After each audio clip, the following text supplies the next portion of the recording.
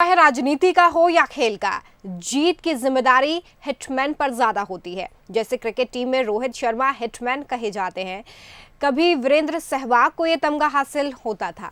BJP की राजनीति में इस समय कौन कौन हिटमैन है, इस रिपोर्ट में देखिए।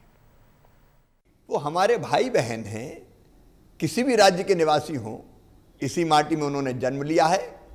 उनसे हमारा दिली रिश्ता है कि मध्य प्रदेश में कई पॉइंट बनाए जहां उनको भोजन मिले, चाय नाश्ते की व्यवस्था हो। कल ही हमने 370 बसें लगाई थी कि उनको बिठाएं जहां पैदल चलते हुए दिखें और बिठा के उनको बॉर्डर तक छोड़ के आएँ। हमारे प्रदेश में कोई तकलीफ नहीं होने देंगे। वो हमारे अतिथि हैं, आज परेशानी में हैं, आज मुसीबत में हैं, तो ऐसे समय सरकार को और समाज को उनका साथ देना चाहिए। पूरी संवेदनशीलता के साथ मैं ऐसे भाइयों और बहनों की पूरी मदद करूंगा। मध्य प्रदेश की सरकार करेगी। मध्य प्रदेश का ये मानवीय चेहरा ही बीजेपी को 3 बार सत्ता के शिखर पर ले गया। इसी चेहरे ने पूरे प्रदेश में शिवराज सिंह चौहान की मामा के रूप में छवि गढ़ी।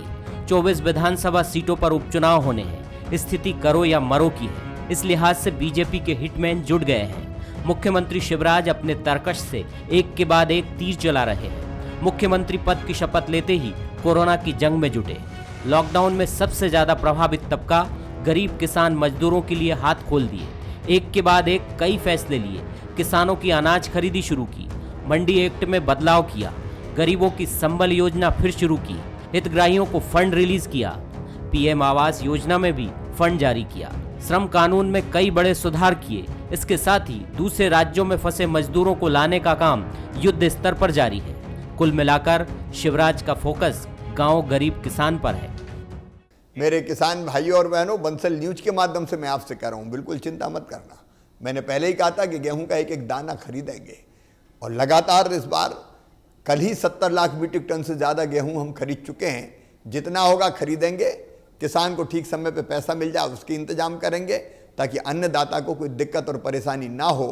बाकी चीज़ें भी हमने खरीदने की व्यवस्था की, लेकिन एक व्यवस्था हम और कर रहे हैं और वो व्यवस्था ये है कि अभी तक किसान या तो समर्थन मूल्य पे बेचता था या मंडी में बेचता था। मंडियाँ चलेंगी, मंडी बंद नहीं होंगी, लेकिन किसान अगर अपने अनाज को घर पे बेचना चाहता है और कोई व्यापारी से उसका सौदा पड़ता है तो वो अपने घर पे भी अपने अनाज को बेच सकता है। इंदौर हो, उज्जैन हो या भोपाल हो, इस सत्य को स्वीकारना चाहिए कि इसमें हम विलंबित हुए 1 महीना 1.5 महीना। माननीय शिवराज सिंह जी जब आए तभी ये एक्टिव मोड पे आया। वैसे माननीय कमलनाथ जी, मैं आलोचना नहीं कर रहा उनकी, पर सच में उन्होंने कभी ध्यान दिया ही नहीं। वो फील्ड में जाते ही नहीं थे। कोरोना तो अभी आया, वो तो 1 साल पहले ही क्वारंटाइन हो गए थे, निकलते ही नहीं थे। शिवराज ने मानवीय पक्ष पर मोर्चा संभाला तो आक्रामकता की कमान संकट मोचक नरोत्तम मिश्रा ने थाम ली।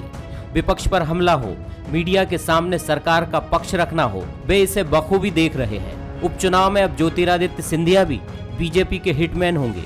दूसरी तरफ कांग्रेस कमलनाथ के सहारे उपचुनाव की नैया पार करना चाहती है। हालांकि सक्रियता बाहर नहीं दिख रही है, लेकिन अंदर खाने मिशन 22 पर काम चल रहा है।